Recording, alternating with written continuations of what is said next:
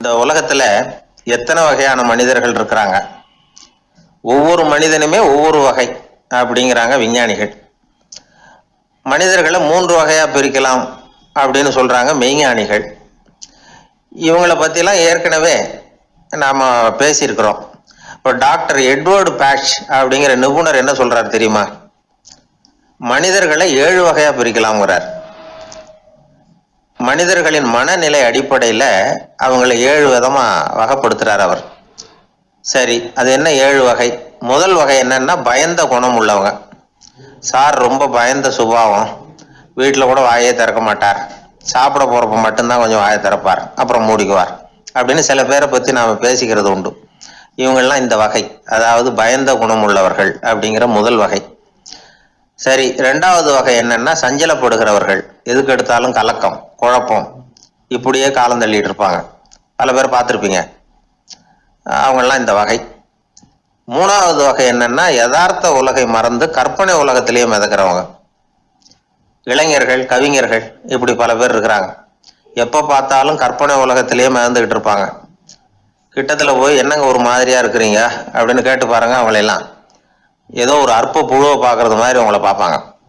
அதுவும் அந்த வானத்து நிலாவை பாருங்கள், அது என்னை வா வான்னு கூப்பிடுது, எனக்கு சீக்கிரத்துல ஒரு நாள் சிறகுகள் முளைக்கும், சிறகடித்து வானத்துல பறந்து போவேன், அந்த செல்ல நிலாவை கொஞ்சி விட்டு வருவேன், இப்படிலாம் பேசிட்டு இருப்பாங்க.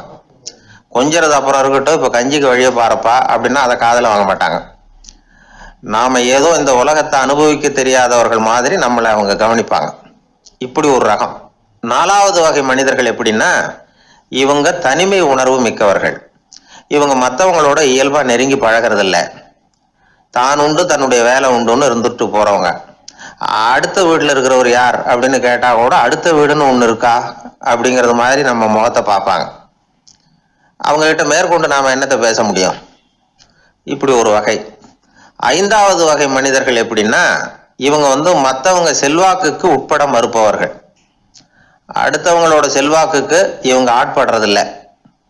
நான் யார் தெரியுமான்னு கேட்டா அதை தெரிஞ்சுட்டு எனக்கு என்ன ஆக போகுதும்பாங்க. இவங்கெல்லாம் அந்த ரகம். 6வது வகை மனிதர்கள் எப்பவும் எதுலையும் பற்று இல்லாம இருக்கிறவங்க. இது ஒரு துறவு மனப்பான்மை. இயல்பாவே சில பேர் இப்படி உண்டு, அவங்களுக்கு எதுலையும் ஒரு ஈடுபாடு இருக்காது. அப்படிப்பட்டவங்க எல்லாம் 6வது வகை. 7வது வகை மனிதர்கள் மற்றவங்க கவலையை தன்னுடையதா ஆக்கிக்கிட்டு கவலைப்படுறவங்க. இவங்கெல்லாம் மகாத்மாக்கள். தாம் வேறு அடுத்தவங்க வேறு அப்படிங்கிற எண்ணம் இவங்களுக்கு வர்றதில்லை. அதனால அடுத்தவங்களுக்கு ஒரு துன்பம் வந்ததுன்னா இவங்களால சும்மா இருக்க முடியறதில்லை. ஆக கூடி இப்படி 7 விதமான மனிதர்களை அடையாளம் காட்டுறார் அந்த நிபுணர்.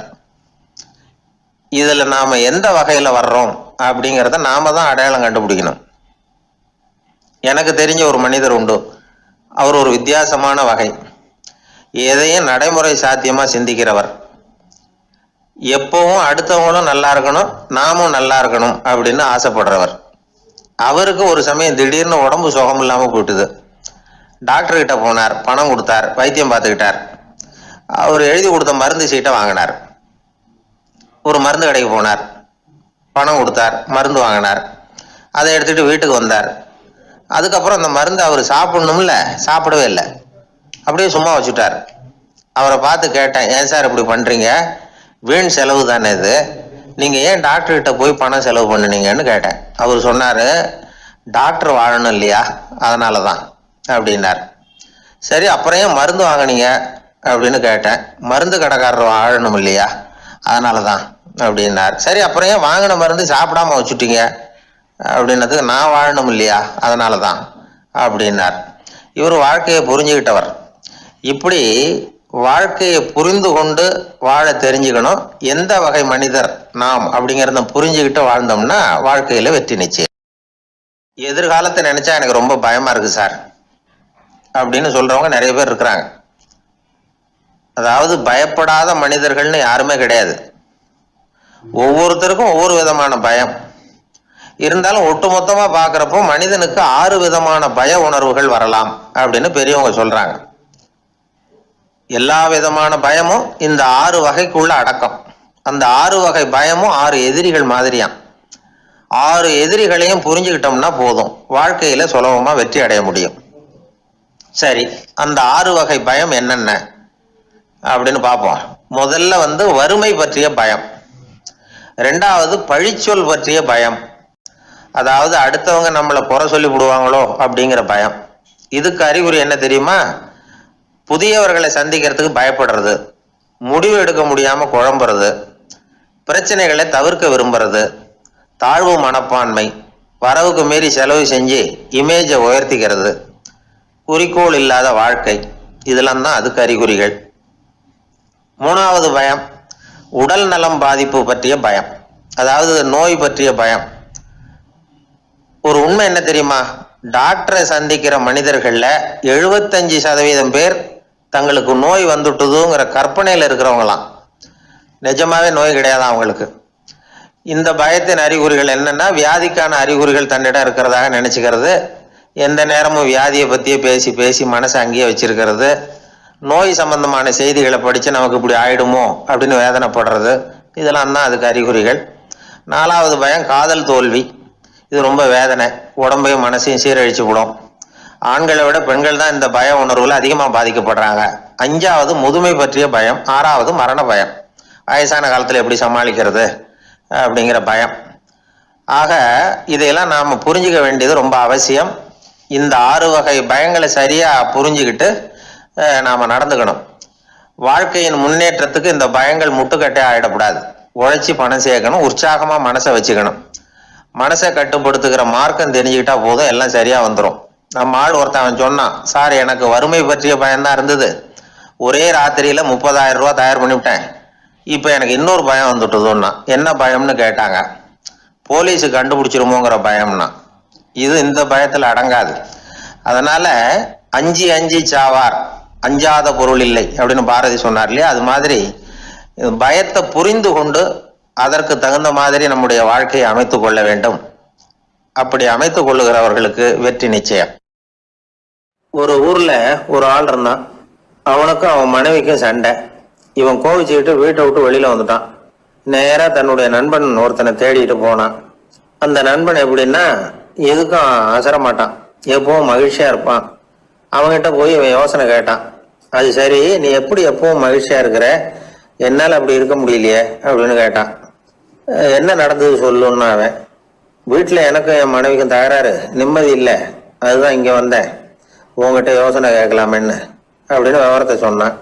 அதை கேட்டுட்டு அதுக்கப்புறமா இவன் சொன்னான், இந்த பாருப்பா, இது ஒன்றும் பெரிய விஷயம் இல்லை, எனக்கு 2 மனைவிகள், 2 வீடு. ஒரு வீட்டில் சண்டை வந்துட்டுதுன்னா நேராக இன்னொரு வீட்டுக்கு வந்துடுவேன், இங்கே சண்டை வந்துட்டுதுன்னா நேராக அங்கே போயிடுவேன். 2 குடும்பம் இருக்கிறதுனால இப்படி ஒரு வசதி, இதுதான் என்னுடைய மகிழ்ச்சியின் ரகசியம் அப்படின்னு நானா. ஓ அப்படியா விஷயம், இப்போ புரிஞ்சுக்கிட்டேன், உன்னுடைய யோசனைக்கு ரொம்ப நன்றி அப்படின்னு சொல்லிவிட்டு அவன் திரும்பி வந்துட்டான். அங்கே இங்கே தேடினான். ஒரு வாரத்துக்குள்ள இன்னொரு பொண்ணை தேடி கண்டுபிடிச்சி கல்யாணம் பண்ணிட்டான். இப்போ இவனுக்கும் 2 வீடு ஆயிட்டுது. அதுக்கப்புறம் என்னாச்சு தெரியுமா? இவன் 2வதா கல்யாணம் பண்ணிக்கிட்டு வந்தானே, இந்த செய்தி முதல் மனைவிக்கு தெரிஞ்சு போச்சு.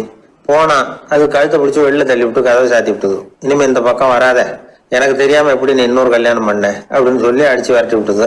இவன் அதனால என்ன பரவாயில்லன்னு 2வது மனைவி வீட்டுக்கு போனான். அங்க பார்த்து, நீ எனக்கு கல்யாணம் பண்றதுக்கு முன்னாடி ஏற்கனவே உனக்கு கல்யாணம் ஆச்சுங்கிற விஷயத்த ஏன் என்கிட்ட சொல்லல அப்படின்னு சொல்லி அதுவும் கழுத்தை பிடிச்சி வெளில தள்ளி விட்டுது. இவன் வீதிக்கு வந்துட்டான். இங்கேயும் போக முடியல, அங்கேயும் போக முடியல. என்ன இது, அவன் சொல்லி கொடுத்த யோசனை ஒன்றும் சரியா வரலையே அப்படின்னு யோசனை பண்ணிக்கிட்டே நடந்தான். வழியில ஒரு பாழடைஞ்ச மண்டபம். சரி, இன்னைக்கு ராத்திரி இங்கேயே படுத்துருவோம், வேற எங்கேயும் போய் படுத்துக்க முடியாது, அதான் 2 பேரும் விரட்டி விட்டாங்களே, என்ன பண்றது அப்படின்னு சொல்லி அந்த மண்டபத்துல போய் ஒரு தூண்ல ஓரமா சாஞ்சி உக்காந்தான். அப்போ எதிர்த்தாப்புல இன்னொரு தூண் ஓரமா யாரோ அசைகிறது மாதிரி தெரிஞ்சுது, லேசான இருட்டுல. யாரப்பா அது அப்படின்னு கிட்ட போய் பாக்குறான். அப்புறம் தான் தெரியுது, அவன் யாரு தெரியுமா? இவனுக்கு யோசனை சொன்னான்ல 2 கல்யாணம் பண்ணிக்கணும்னு சொல்லி, அவன் அங்க படுத்து கிடக்குறான். டேய் நீயா, நீ எப்படிடா இங்க வந்த அப்படின்னா, 2 வீட்லயும் சண்டை வந்துட்டுது, அதுதான் இங்க வந்தேன், படுத்து தூங்கலாமேன்னு அப்படின்னா. 2 வீடு இருக்கிறது சௌரியம்னு என்கிட்ட சொன்னியப்பா அப்படின்னா இவன். நான் அப்படி சொன்னதுக்கு ஒரு காரணம் உண்டுன்னா அவன். என்னடா காரணம்னு கேட்டான். அது வேற ஒண்ணும் இல்லை, தினமும் ராத்திரி இல்லை இந்த மண்டபத்துல தனியா படுக்கிறதுக்கு எனக்கு பயமா இருந்தது, எனக்கு ஒரு துணை தேவைப்பட்டது, அதுக்காக தான் உங்ககிட்ட அப்படி யோசனை சொன்னேன்.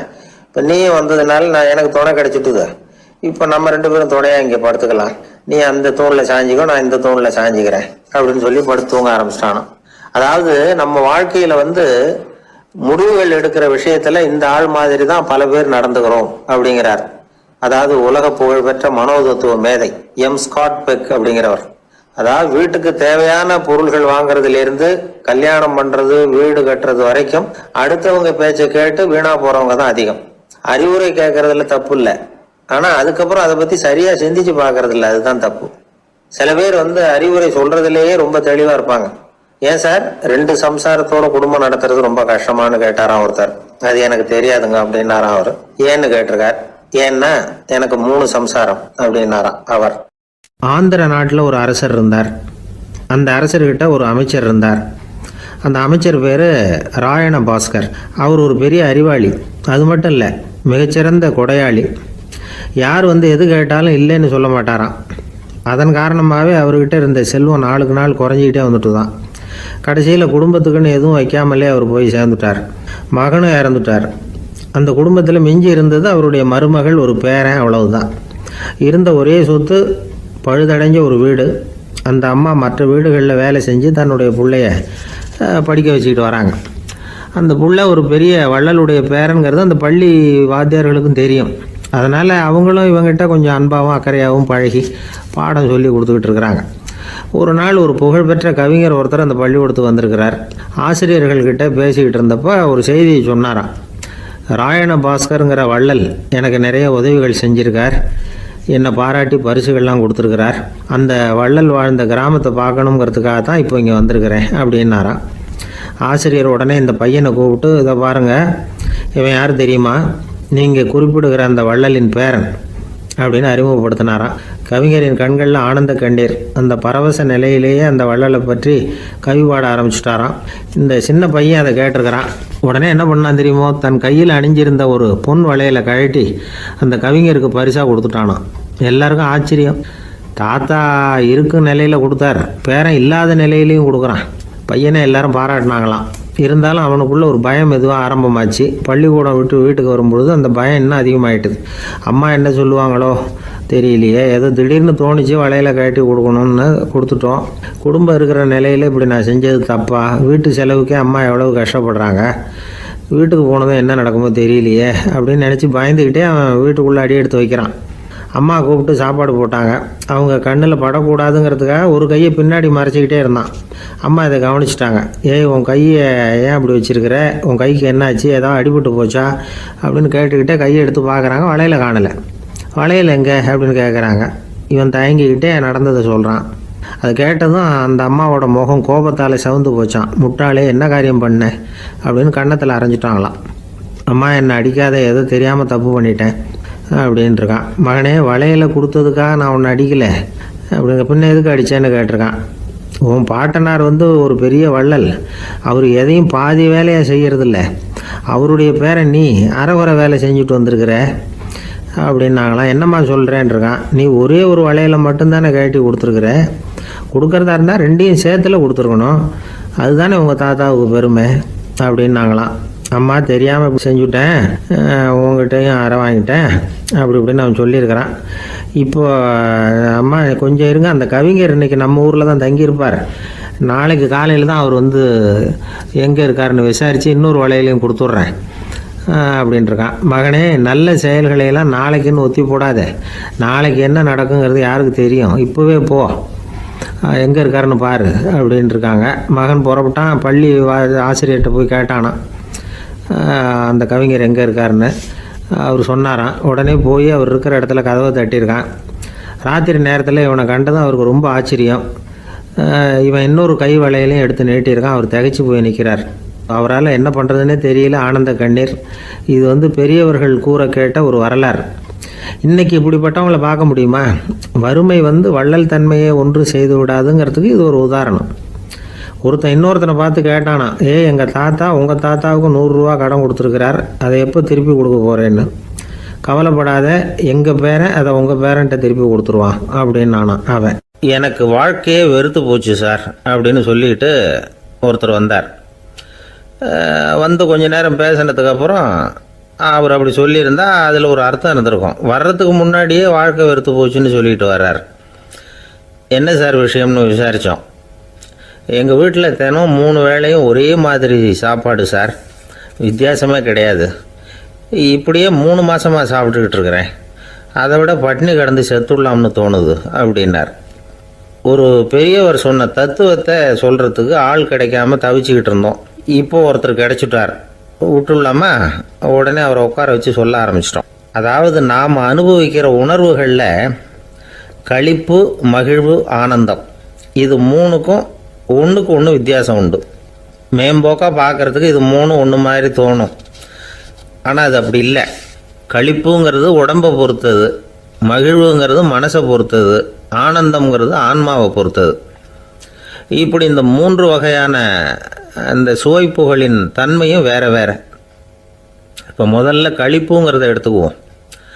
நம்ம புலன்களுக்கு களிப்பை தரக்கூடிய பொருள்களுக்கு சில விசேஷ குணம் உண்டு. அது எப்படின்னா, சீக்கிரமே சலிப்பை உண்டு பண்ணும். ஒருத்தர் அந்த பொருளை எடுத்துக்கிட்டால் அது இன்னொருத்தருக்கு குறைஞ்சிரும். உணவு, உடை, இதெல்லாம் களிப்பை தரக்கூடிய பொருள்கள். இப்போ உதாரணத்துக்கு, ஒரு சாப்பாட்டு மேசையில் ஒரு பாத்திரத்தில் 10 இட்லி இருக்குது. அதில் ஒரு 2 இட்லியை நம்ம தட்டில் எடுத்து வச்சு சாப்பிட்றோம். நாம் சாப்பிட்ட அந்த இட்லி நிச்சயமாக எதிரில் உட்காந்துருக்கிறவருக்கு இல்லை, அவருக்கு உபயோகப்படாது. நாம் சாப்பிட்ட அதே இட்லியை அவரும் சாப்பிட முடியாது, அவர் வேறு தான் எடுத்து வச்சுக்கணும். அது மாதிரி நாம் ஒரு சட்டையை எடுத்து போட்டுக்கிறோம், அதே சட்டையை அதே நேரத்தில் இன்னொருத்தர் போட்டுக்க முடியாது. புலன்களுக்கு களிப்பை தரக்கூடிய இது மாதிரி பொருள்கள்லாம் முதல் தடவை நமக்கு கொடுக்குற களிப்பை 2வது தடவையும் கொடுக்காது. 3வது தடவை இன்னும் குறையும், கடைசியில் வெறுப்பாகவும் மாறிடும். ஒவ்வொன்றா இட்லியை தொடர்ந்து சாப்பிட்றோம்னு வச்சுக்கோங்க, முதல் இட்லி தரக்கூடிய சுவையை 30வது இட்லி தராது.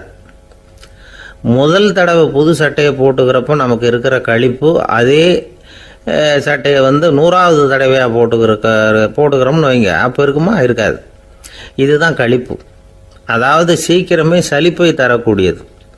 ஒருத்தர் எடுத்துக்கிட்டால் இன்னொருத்தருக்கு குறைஞ்சி போகக்கூடியது. ஆனால் மகிழ்ச்சிங்கிறது அப்படி இல்லை. ஒருத்தர் அனுபவிக்கிறதுனால இன்னொருத்தருக்கு குறைஞ்சி போகாது. இப்போ காலையில் சூரியன் உதயம் ஆகிறத பார்த்து சந்தோஷப்படுறோம், அதையே இன்னொருத்தரும் பார்த்து சந்தோஷப்படலாம். ஒரு நல்ல சங்கீதத்தை கேட்குறோம், ஒரு அழகான ஓவியத்தை ரசிக்கிறோம், நீங்கள் ரசிக்கிற அதே நேரத்தில் இன்னொருத்தரும் அதை ரசிக்கலாம். அதனால் அது குறைஞ்சி போகிறதில்ல. இது மகிழ்வு. ஆனால் ஒன்று, ஒரே பாடலை திரும்ப திரும்ப கேட்டுக்கிட்டு இருந்தால் கடைசியில் அலுப்பு தட்டும். அதாவது மகிழ்வுங்கிறது எப்படின்னா, மற்றவங்களோட பகிர்ந்து கொள்றதுனால குறையாது. ஆனால் ஒரே பொருள் மீண்டும் மீண்டும் அனுபவிப்பை தர்றப்போ முதல்ல மகிழ்வு அதிகரித்து அதுக்கப்புறம் அது மங்கி மறைஞ்சு போயிடும். இதுதான் அந்த மகிழ்வுங்கிறதுக்கு இலக்கணம். சரி, இப்போ 3வதாக சுகம் தரக்கூடிய ஆனந்தம்ங்கிறது எப்படின்னா, இது நமக்கு உள்ளே இருந்து சுரக்கிறது. மனசு சலனங்கள்லேருந்து விடுபடுறப்போ இந்த ஆனந்தம் நமக்கு கிடைக்கும். இது நிலையான சுகம், ஆத்ம சுகம். களிப்பிலிருந்து மகிழ்வுக்கும், மகிழ்விலிருந்து ஆனந்தத்துக்கும் செல்றது தான் மனிதன் நடத்த வேண்டிய முக்கியமான பயணம். இவ்வளவு விஷயத்தையும் கேட்டுட்டு இந்த காலத்து பையன் ஒருத்தன் வந்தான். சார், இப்போது நீங்கள் ஒரு சாப்பாட்டு மேசையில் ஒரு 10 இட்லி வைக்கிறீங்க, என்னை உட்கார வைங்க, எதிரில் இன்னொருத்தனை உட்கார வைங்க, நான் களிப்பு மகிழ்வுலாம் தாண்டி நேரடியாக ஆனந்தத்துக்கு பயணம் பண்ணி காட்டுறேன் அப்படின்னா. ஒன்றும் புரியல அவன் சொன்னது. அது எப்படி, என்ன பண்ணுவ நீ அப்படின்னு சொல்லி கேட்டோம் ஆச்சரியமாக. 2 இட்லி சாப்பிட்டா தானே சார் களிப்பு, நான் 10 இட்லியும் மொத்தமாக சாப்பிட்ருவேன், அடுத்தவனுக்கு எதுவும் கிடைக்காது, அவனுக்கு கிடைக்காதபடி நாமே சாப்பிட்டுடுறோம்ல, அதுதானே நமக்கு ஆனந்தம் அப்படின்னு அதுக்கு ஒரு விளக்கம் சொல்கிறான். துஷ்டரை கண்டால் தூர விலகு, இப்படி ஒரு பழமொழி உண்டு. எதுக்காக இப்படி சொல்லி வச்சாங்க? துஷ்டன் ஏதாவது தொந்தரவு கொடுப்பான், அதனால் அவனை கண்டா பயந்துக்கிட்டு ஓடி ஒளிஞ்சிக்கோ அப்படின்னா இதுக்கு அர்த்தம் அப்படி இல்லை. ஒரு துஷ்டன்கிட்ட நெருங்கி போகிறோம்னு வச்சுக்கோங்க, அவன் நமக்கு கெடுதலான ஆலோசனைகள் எதையும் சொல்லலாம், அல்லது அவன் தீய உணர்வுகள் உள்ளவனாக இருக்கலாம், அல்லது தீய செயல்கள் செய்யக்கூடியவனாக இருக்கலாம், அல்லது தீய நட்புனால் அவன் ஏற்கனவே கெட்டு போனவனாக கூட இருக்கலாம். இப்படிப்பட்டவனை நெருங்கி போனால் அவனோட பாதிப்பு நமக்கும் வந்துடும். அதனால் விலகி போ அப்படின்னு சொல்கிறாங்க. இதையே கொஞ்சம் விவரமாக இப்போ பார்ப்போமே. இப்போ இந்த துஷ்டர்களை 4 வகையாக பிரிக்கிறாங்க. இந்த 4 வகைக்கும் உதாரணம் வேணும்னா வேற எங்கேயும் போக வேண்டியதில்லை. மகாபாரதத்தை பார்த்தாவே போதும். அதில் இந்த 4 வகையான தீயோரும் வர்றாங்க. முதல் வகைக்கு உதாரணம் சகுனி. இவன் மனசில் எப்பவும் தீய எண்ணங்கள் தான் நிறைஞ்சிருக்கும். கனவுல கூட தீய ஆலோசனைகள். யாராவது ஒருத்தர் நல்லபடியாக வாழ்ந்தா அதை இவனால் சகிச்சிக்க முடியாது. இப்படிப்பட்டவனோட நெருங்கிய தொடர்பு துரியோதனனுக்கு கிடைச்சிது. துரியோதனன் எப்படின்னா, அவன் ஏற்கனவே தீய காரியங்கள் செய்யறதுக்கு தயங்காதவன். அப்படிப்பட்டவனுக்கு தீய போதனைகள் செய்யறதுக்கு சகுனி உதவுனா. இந்த 2 பேரோட சகவாசம் இன்னொருத்தனுக்கு கிடைச்சது. அவன் யாருன்னா துச்சாதனன். அவன் தீய நடத்தை உள்ளவன். இந்த 3 பேரும் ஒன்று சேர்ந்தா என்னத்துக்கு ஆகும்? உலகமே கெட்டுப்போடும்ல. இந்த 3 துஷ்டர்களோட நல்லவன் ஒருத்தன் வந்து சேர்ந்தான். அவன் தான் கர்ணன். கர்ணன் இயல்பாகவே உத்தம குணம் உள்ளவன். அவன் நல்லவங்களோட சேராமல் இப்படிப்பட்ட கெட்டவங்க கிட்ட நட்பு வச்சுக்கிட்டான். அதனால் அவனும் தீய செயல்களில் ஈடுபடுறது மாதிரி ஆயிடுது. துரியோதனனுடைய நண்பனா அவனுடைய ஆதரவில் வளர்ந்ததுனால அவனுக்கு துணையாக இருக்க வேண்டியிருக்குது அப்படின்னா. நட்பு உரிமையினால் உதவி புரிய வேண்டியது சரிதான், அது தப்புன்னு சொல்ல முடியாது. இருந்தாலும் தீய செயல்களுக்கு உதவி செய்கிறது சரியில்லை. புத்தி பலம் புஜ பலம் எல்லாம் இருந்தால் கூட தெய்வ பலம் இல்லைன்னா ஜெயிக்க முடியாது. கர்ணன் மகா வீரன். இருந்தாலும் கடைசியில் அவன் கதி என்னாச்சு? அவங்ககிட்ட எல்லா நல்ல குணங்களும் இருந்தது. இருந்தாலும் ஏன் இப்படி ஆச்சு? தீயவர்களுடைய சேர்க்கை தான் காரணம். அவங்களோட சேர்ந்ததுனால இவனையும் அப்படியே நினைக்க ஆரம்பிச்சுட்டாங்கல்ல. 4 வகை துஷ்டர்களில் இவனும் ஒரு வகை அப்படின்னு சொல்ல ஆரம்பிச்சிட்டாங்க. அதாவது தீய ஆலோசனைக்கு சகுனி, தீய உணர்வுகளுக்கு துரியோதனன், தீய செய்கைக்கு துச்சாதனன், தீய நட்புக்கு கர்ணன். இப்படி உதாரணமாயிட்டான். அதனால தான் துஷ்டரை கண்டால் தூர விலகு அப்படின்னு சொன்னாங்க. அது புராண காலம். இப்பெல்லாம் நிலைமை கொஞ்சம் வேற விதமாக இருக்குது. அன்னைக்கு ஒரு நாள் அப்படிதான் ஒரு காட்டு பாதையில் யாரோ ஒருத்தர் அடிபட்டு கிடந்தார். யாரோ ஒரு துஷ்டன் அவனை அடித்து போட்டுட்டு போயிட்டான் போல இருக்கு. அந்த வழியாக போன ஒருத்தர் பரிதாபப்பட்டு அவனை போய் தூக்குனார். ஆறுதல் சொன்னார். இதை பாருங்க, இந்த வழியாக எப்பவும் தனியாக வரக்கூடாது. ஏன்னா இங்கே ஒரு ரவுடி இருந்துக்கிட்டு வர்றவங்க போகிறவங்களெல்லாம் வழிப்பறி பண்ணிகிட்டு இருக்கிறதா கேள்விப்பட்டிருக்கிறேன் அப்படின்னாராம். இனிமே அப்படி கேள்விப்பட மாட்டீங்க அப்படின்னு அந்த ஆள். ஏன்னு கேட்டிருக்காரு இவர். அவன் சொல்லியிருக்கான், நான் தான் சார் அந்த ரவுடி. இந்த வழியாக போனவங்க கிட்ட தகராறு பண்ணேன். அவங்க தான் என்ன இப்படி அடித்து போட்டு என்கிட்ட இருந்த பணத்தையெல்லாம் பிடுங்கிட்டு போட்டாங்க சார். காலம் ரொம்ப கெட்டு போச்சு அப்படின்னு நானா ரொம்ப பரிதாபமா. ஒரு மனுஷனை பார்த்து என்கிட்ட வாலாட்டாதே அப்படின்னு சொன்னால் அவன் நம்மக்கிட்ட ஏதோ வம்புக்கு வர்றான்னு அர்த்தம். ஒரு நாயை பார்த்து யாரும் என்கிட்ட வாலாட்டாதே அப்படின்னு சொல்கிறது இல்லை. ஏன்னா நாய் வாலாட்டுனா அது நம்மக்கிட்ட தன்னுடைய நன்றியை தெரிவிக்கிறதாக நினச்சிக்கிட்டு இருக்கிறோம். ஆனால் அது அப்படி இல்லை அப்படின்னு சொல்கிறாங்க அது சம்பந்தமான நிபுணர்கள். ஒரு நாய் தன்னுடைய வாலை இந்த பக்கமும் அந்த பக்கமுமா இப்படியும் அப்படியும் ஆட்டிக்கிட்டு இருந்தா அது பதட்டத்தில் கூட இருக்கலாம். நாய் நட்பாக இருந்தாலும் வாலாட்டும், ஆத்திரத்தில் இருந்தாலும் வாலாட்டும், கோபத்தில் இருந்தாலும் வாலாட்டும், குழப்பத்தில் இருந்தாலும் வாலாட்டும், மகிழ்ச்சியாக இருந்தால் கூட அது வாலாட்டும். அதை நாம் தப்பாக புரிஞ்சுக்கிட்டு அதுக்கிட்ட போய் மாட்டிக்கக்கூடாது. நாயை பற்றி எனக்கு நல்லா தெரியும் அப்படின்னு சொல்கிறவங்க கூட அதுக்கிட்ட கடி வாங்கிட்டு நிற்கிறது உண்டு. நிபுணர்கள் என்ன சொல்கிறாங்க தெரியுமா? எப்போவுமே நாய்கள் திடீர்னு கடிச்சு விடுறதில்ல. கடிக்கிறதுக்கு முன்னாடி சில அறிகுறிகளை காட்டும். அதை சரியாக புரிஞ்சுக்கிட்டோம்னா தப்பிச்சிக்கலாம். ஒரு வீட்டுக்கு போகிறீங்க, அங்கே புதுசாக ஒரு நாயை பார்க்குறீங்க, உடனே அதுக்கிட்ட போய் குனிஞ்சு சிரிச்சுக்கிட்டே அது தலையில் தட்டுறீங்க. இது ரொம்ப தப்பான். ஒரு நாய் இன்னொரு நாயை நேருக்கு நேர் பார்த்து பல்ல காட்டுனா அது தன்னுடைய தன்முனைப்பை காட்டுதுன்னு அர்த்தமா. உன்னை விட நான் பெரியவன் அப்படின்னு சொல்லுதுன்னு அர்த்தம். அதனால் நீங்கள் அது மாதிரி கிட்ட போய் சிரிக்கிறோம் அப்படின்னு நினச்சிக்கிட்டு பல்ல காட்டினா உங்களையும் எதிரியாக நினச்சிரும். இன்னொரு விஷயம் என்னென்னா, தலையில் தட்டுனா நாய்க்கு பிடிக்காது. அது தன்னை அடக்கிறதாகவும் அச்சுறுத்துறதாகவும் நினச்சிக்கிட்டு இருக்கும். சரி, அப்படின்னா புதுசாக ஒரு இடத்துல அல்லது வீட்டில் நாய்க்குட்டியை பார்த்தா என்ன பண்ணுறது? நீங்கள் சும்மா இருங்க, அதுவாக கிட்ட வரட்டும். அதுக்கப்புறம் அதுக்கிட்ட கனிவாக பேசுங்க. கன்னம், மார்பு, தோல் இங்கெல்லாம் தட்டலாம், தப்பு இல்லையா? தலையில் தான் தட்டப்படாதான். ஒரு நாய் உங்களை நோக்கி ஓடி வருது, நீங்களும் ஓடுனா அது துரத்த ஆரம்பிச்சிடும். அசையாமல் சில மாதிரி நின்றுடுங்க, அது கிட்ட வராது. அதுக்கு ஆர்வம் இல்லாமல் போயிடும். ஒரு தெருவில் சின்ன பிள்ளைங்க நிறைய பேர் விளையாடிக்கிட்டு இருக்கிறாங்க. அப்போ சில நாய்கள் அங்கே ஓடி வருது. எல்லாரும் ஓடினாங்க. அப்படி ஓடுறப்போ ஒரு பையன் கால் தடிக்க கீழே விழுந்துட்டான். என்னாச்சு தெரியுமா? துரத்திட்டு வந்த நாய்கள்லாம் கீழே விழுந்தவனை ஒன்றும் செய்யலை, அவன்கிட்டே போகல. ஓடிக்கிட்டு இருந்தாங்கள்ல பசங்க, அவங்கள துரத்திக்கிட்டு அவங்க பின்னாடி ஓடிச்சான். அதுதான் நாய்களுடைய சுபாவம். ஒரு நாய் நம்மளை நேருக்கு நேர் முறைச்சி பார்க்குதுன்னு வச்சுங்க, நாமளும் அதை முறைச்சி பார்க்கக்கூடாது. நாம் வேறு பக்கம் எங்கேயாவது பார்க்க ஆரம்பிச்சிடணும். ஒரு நாய் கோபமாக இருந்ததுன்னா அதோட வால் உறுதியாக நேராக நிற்கும். ஒரு நாய் பணிந்து போனால் அல்லது பயந்து போனால் அது தன்னோட வாலை காலுக்கு நடுவில் வச்சுக்கும். ஒரு நாய் நம்மளை பார்த்து பயந்து நிற்கிதுன்னு வச்சுங்க, அதனால் நமக்கு ஆபத்து இல்லைன்னு நினச்சிடக்கூடாது. உங்களை பார்த்துட்டு ஒரு நாய் ஒடுங்குச்சுன்னா நீங்கள் விலகி போயிடணும் அப்படின்னு அது நினைக்குது. நிறைய பேர் பயந்து போன நாயால் கடிபடுறாங்க. இவன் நம்மளை விட பெரிய ஆள், மாட்டிக்கிட்டோம், வேறு வழி இல்லை அப்படிங்கிற நினப்பில் தான் நாய் கடிக்க ஆரம்பிக்குதான். இதே மாதிரி சங்கிலியால் கட்டி போடப்பட்டிருக்கிற நாயும் ஆபத்தானது தான். தொடர்ந்து கட்டி போட்டிருந்தா காலப்போக்கில் அது ஒரு மாதிரி ஆகிடும். நாய் குழந்தைகளை கடிக்காது அப்படின்னு சில பேர் சொல்லுவாங்க. அதுவும் ஒரு தவறான நம்பிக்கை. அதனால் சின்ன குழந்தைகளை தனியாக நாயோட விளையாட விடக்கூடாது. ஆகக்கூடி நாயை பற்றி நிறைய விஷயம் புரிஞ்சுக்க வேண்டியிருக்குது. ஒருத்தர் தன்னுடைய நண்பர் வீட்டுக்கு போயிருந்தார். அவசியம் எங்கள் வீட்டில் சாப்பிட்டுட்டு தான் போகணும் அப்படின்னு ரொம்ப அன்பாக சொல்லிவிட்டார்.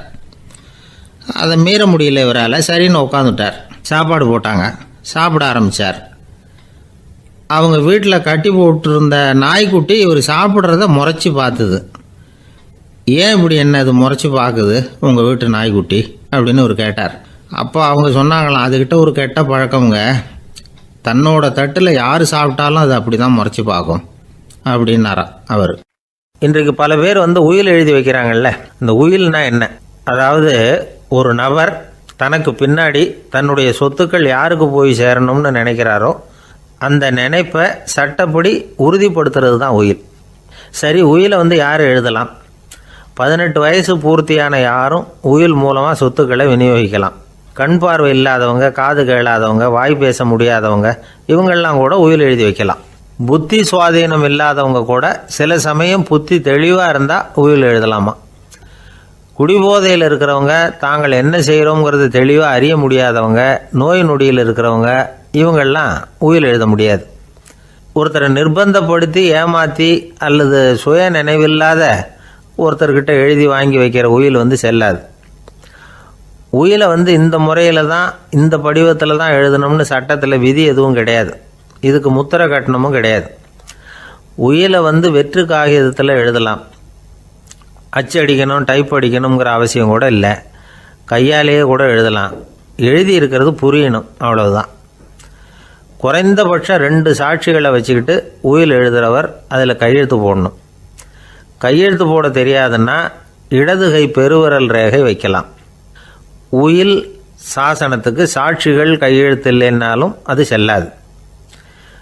அப்புறம் ப்ரிவிலேஜ்டு வில் அப்படின்னு இருக்கு, அதுக்கு மட்டும் சாட்சிகள் தேவையில்லை. அது என்னென்னா, இந்த விமானப்படை, கப்பல் படை அல்லது யுத்தத்தில் பணிபுரியும் நபர்கள் அவங்கெல்லாம் இருக்கிறாங்க இல்லையா, அப்படிப்பட்டவங்க எழுதுகிற உயில் அது. அதுக்கு சில விசேஷ சலுகைகள் உண்டு. ஒருத்தர் முதல்ல ஒரு உயில் எழுதி வைக்கிறார், அதுக்கப்புறம் மனசு மாறி போகுது, அது வேணாம்னு நினைக்கிறார், ரத்து செஞ்சுடலாம். அதுக்கப்புறம் வேறு உயிலும் எழுதலாம்.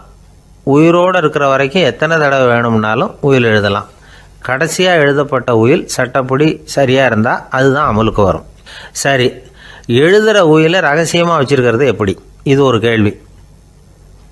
இதுக்கு என்ன செய்யணும்னா, ஒருத்தர் உயிலை எழுதினதுக்கு அப்புறம் அவர் தானாவோ அல்லது அங்கீகரிக்கப்பட்ட முகவர் மூலமாகவோ, அதாவது ஒரு ஏஜெண்ட் மூலமாகவோ, ஒரு கவரில் போட்டு சீல் வச்சு கவர் மேலே தன்னுடைய பெயரை எழுதி அல்லது அந்த ஏஜெண்ட் பெயரை எழுதி கவர் மேலே என்ன அடக்கம் செய்யப்பட்டிருக்கு, உள்ளே என்ன இருக்குது அப்படிங்கிற விவரம்லாம் எழுதி சார் பதிவாளர்கிட்ட ஒப்படைக்கலாம். இதுக்கு கட்டணம் உண்டு. அதுக்கப்புறம் எப்போ தேவைப்படுதோ அப்போ ஒரு மனு கொடுத்து அந்த கவரை திரும்ப வாங்கிக்கலாம். இப்போ எழுதுகிற உயிலை இவ்வளவு நாளுக்குள்ளே பதிவு செய்யணுங்கிற கால வரையறை உண்டா அப்படின்னு ஒரு கேள்வி வரலாம் இல்லையா? எப்போ வேணும்னாலும் பதிவு செய்யலாம். நம்மால் ஒருத்தர் ஒரு நாள் ரொம்ப அவசரமாக வந்தார். இந்த உயில் எழுதுறது சம்பந்தமாக பூரா விவரமாக எனக்கு உடனே தெரியணும்னார். நான் உடனே அவரை வக்கீல் ஒருத்தர்கிட்ட அழைச்சிட்டு போனேன். இவர் அவர்கிட்ட எல்லா விவரமும் கேட்டு தெரிஞ்சுக்கிட்டார். ரொம்ப தேங்க்ஸ்ன்னு சொல்லிவிட்டு 2 பேரும் வெளியில் வந்தோம். அதுக்கப்புறம் இவர்கிட்ட கேட்டேன், ஆமாம், இவ்வளவு விவரமாக கேட்குறீங்களே, உங்களுக்கு எத்தனை பிள்ளைங்க சார் அப்படின்னு கேட்டேன். 6 பேர் சார் அப்படின்னார். சரி, இருக்கிற சொத்து எவ்வளவுன்னு கேட்டேன். அதை இனிமே தான் சம்பாதிக்க போகிறேன் அப்படின்னார்.